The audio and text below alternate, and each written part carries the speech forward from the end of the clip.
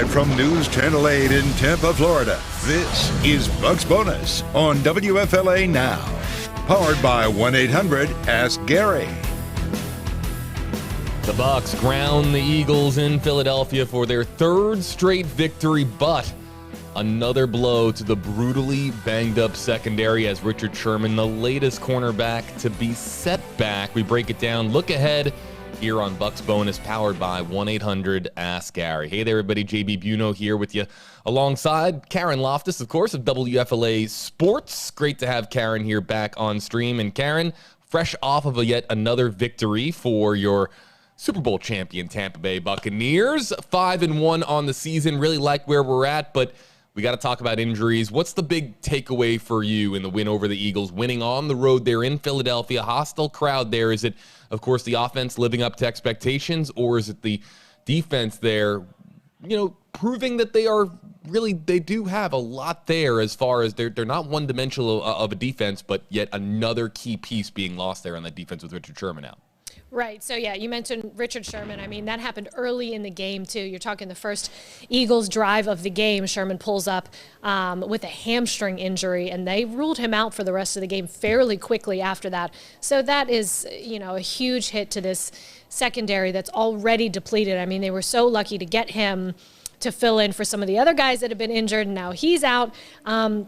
But I think one of the key takeaways with that said is that they still found a way to get it done. The offense scored enough points and the defense did just enough to bend but not break.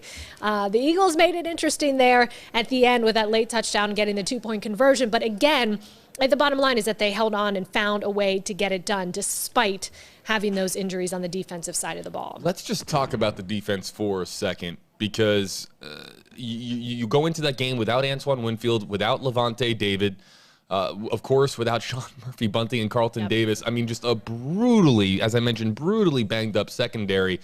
Who is your MVP on this defense right now as far as rallying the troops? Is it Todd Bowles? Is it somebody on the field who's really been the leader for this defense in holding things down with all these injuries? I think that what we've seen is the improvement in the pass rush, and that's been making it easier on the secondary. You talk about what Vita Vea has been doing. He is just a load. And then Shaq Barrett last night. He was all over the field. He was making Jalen Hurts' life an absolute nightmare. I felt like those two were just in a track meet the entire night, and Jalen Hurts was just running for his life. So I'm giving the credit to the pass rush, knowing that they can't leave their secondary out to dry because some of these guys don't have as many game reps as the guys who are out, right? So the pass rush has seen the improvement since that Rams game. It started with the Patriots game. They were getting after Mac Jones, and we've seen it in the 3 games since then, against the Dolphins and then last night against the Eagles. So I think that that's something that's been very promising, is just the pressure and sort of the relentless pursuit of the opposing quarterback. We have, of course, been treated to some incredible Buccaneers defensive football over the last calendar year or so. And of course, I'm talking about when Devin White exploded onto the scene in the playoffs, returning from COVID last year. And we have seen what this Buccaneers defense can do when fully healthy. Yeah. If you're Bruce Arians, if you're Jason Light, if you're Todd Bowles, you're just thinking, okay, we just got to hold on here. We're 5-1, and if we can get everybody healthy for the stretch run, heading into week 17, week 18, and of course into the playoffs, you got to feel really good. With how you pointed it out, Karen, with how good the defense is playing now, it's just tantalizing to think about what this defense could be like if fully healthy. Seriously. And it's also been giving other guys a chance to step up and shine. Jamel Dean, I got to shout out him. Back-to-back games with an interception.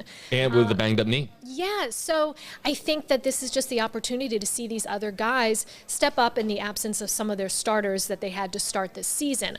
And, like I said, it's both sides there. So you have the offense that knows the assignment to put up enough points. And Brady's leading them down the field. They're not trailing, and giving them a little bit of a cushion to work with. I mean, they were up 28-7 in the third quarter, and thankfully they had that 21-point lead because we saw the Eagles chip away at it as they sort of, were giving a little bit more to the Eagles. So let's talk about the offense. And do you think that Tom Brady is bringing his A game every game? I mean, we have known that by covering him, of course, over the last year and a half. that he's just going to bring it every game. He's as prepared as any quarterback in the NFL, and he works with so many different facets of the offense here to make sure that his team is prepared. Preparedness is a big key for him. But do you think that there's anything in the back of his brain, knowing that the defense is a bit banged up, that he needs to put as many points on the board as possible to give that cushion? Do you think he even thinks about that? I don't think he thinks about the points, and him and Byron Leftwich are actually addressing that because they have 2 games where they put up 45 or more points, right? And it's more so the execution. If they go down and have a successful drive, then the result is a touchdown. So it's not like, let's score as many points as possible. It's like, let's be as efficient as we can to move the ball and execute the plays like we have drawn up. And the result is the points. And this time 28 points was enough, and that was fine. And, granted, they probably punted more than they wanted to and definitely did more than they did in the Dolphins game. But I think it's more from like an efficiency standpoint and them executing at the highest level that they can. Let's talk about Tom Brady's weapons and what he's been able to do through 6 games this season with just a potent lineup of weapons that he can exploit on a game-to-game basis. If he feels like throwing to Mike Evans more one week, he can, or Cameron Brate, or Chris Godwin, or Gio Bernard one week, or he can, or we saw playoff Lenny play like playoff Lenny last night. So talking about all of the weapons that Tom Brady has at his disposal, while the defense is banged up, the offense is playing at the level that we really expected, and Tom Brady is not playing like a 44-year-old quarterback. No, and think about it, too. They've been doing it without Rob Gronkowski, who was knocked out of the Rams game. So that's also scary to think that the points they are putting up on the board without one of Tom Brady's favorite targets. So you have Antonio Brown, Chris Godwin, and Mike Evans, who are pretty much have all the same amount of receiving yards. Those are the top 3 guys. And then you have Leonard Fournette, who's really emerged in not only the run game, but as a pass-catching back, too. He had 127 total yards last night, and he had, I think, maybe 135 total yards against the Patriots. He's really finding his groove, and he is just showing what a strong runner he is, and I think he's showing all of the people that said that he doesn't have good hands and he's not a pass-catching back, he's showing them, like, hey, listen, like, whatever you need me to do, I can do it. And Leonard Fournette is not only trucking over guys, but he's also evading defenders, too. Like, he has quick feet. So not only is he strong, but he also has the steps to even just avoid defenders. We saw that a couple times against the Eagles, too. I was just doing a search here. It was just while you were wrapping up your point, I was just doing a search just for fun about the best wide receiver tandems in NFL history, right? And so I'll just throw up some of the names that come up here. Jerry Rice and Terrell Owens played together. You have, of course, Randy Moss, and you have Chris Carter. You have of course, as well from the Rams, you have Torrey Holt and Isaac Bruce. That names that pop up, but I don't know if as far as threesomes, as far as NFL wide receivers, I don't know if we've ever seen anything quite like Mike Evans, Chris Godwin, and Antonio Brown, because all 3 of them, as they mentioned on the Thursday Night Football broadcast last night, any one of those guys is a legitimate wide receiver 1 on just about any team in the league. So Tom Brady went from, and they did talk about this last night on the broadcast, went from New England, where there was really no wide receiver 1s, to having 3 here. And if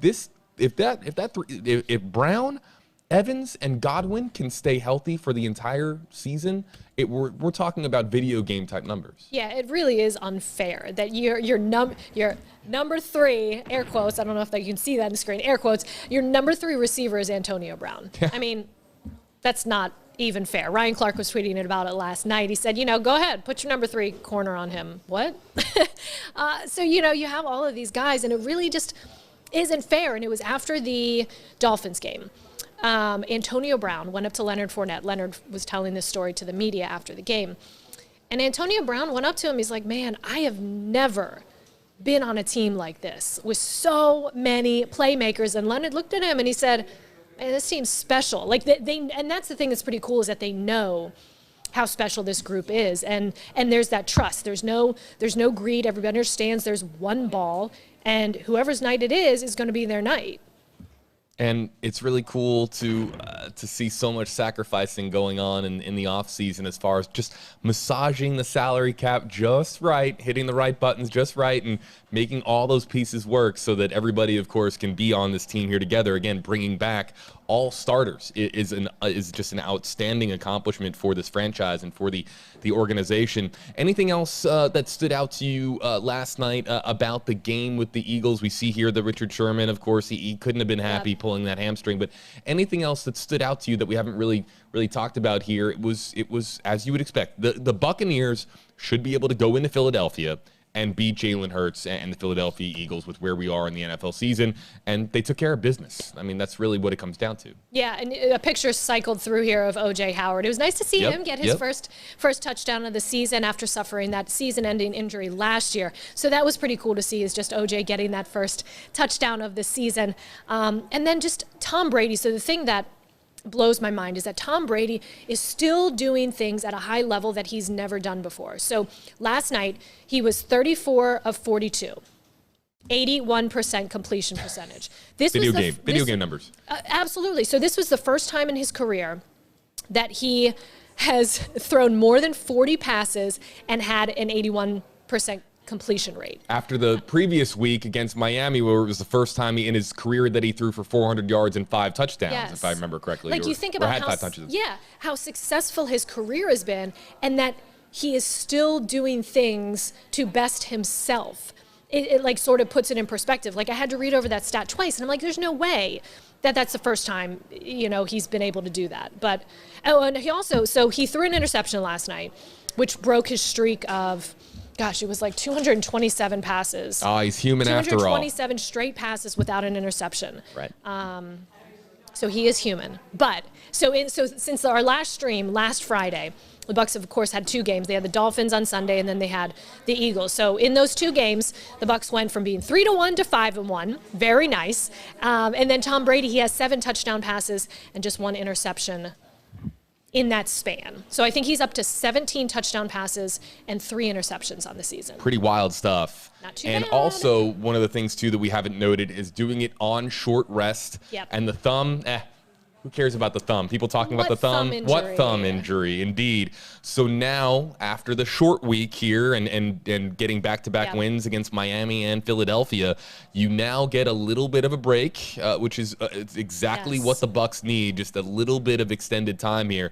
A week and a half here, roughly, 10 days, between, of course, the game here against Philadelphia. And next up, you're the Chicago Bears, a team that also, too, is dealing with injury. They have, of course, lost David Montgomery, their star running back. They've also lost their backup to the COVID list there, Justin Fields, a rookie quarterback. A lot of excitement in Chicago for Justin Fields, but this is another game now on the schedule where you think the Buccaneers should be able to take care of business, a game that the Buccaneers should be able to mark off with a W. Well, also you think about how it went against the Bears last season, and that was their short week game. That was their game at Chicago, where they just had a dud of a game. That was one of their worst games that they had. I think that was the game that Vita Vea got injured too. So I think more from their perspective, they want to be 6-1, and they want to prove that they can beat the Bears after their performance again, which was less than ideal last season. Yeah, and do you think that there's any challenges there with that defense and for Tom Brady there? I mean, again, having a bit of a dud of a performance is there anything there that is particularly challenging? It's got to be nice now that Tom Brady going up against a coach that doesn't know him so well after going up against Belichick and Flores in back-to-back weeks. It's nice to take on a team that perhaps isn't super familiar with all the tricks of the trade that is in Tom Brady's arsenal. But anything with Chicago that is potentially problematic? We're 10 days out, but yeah.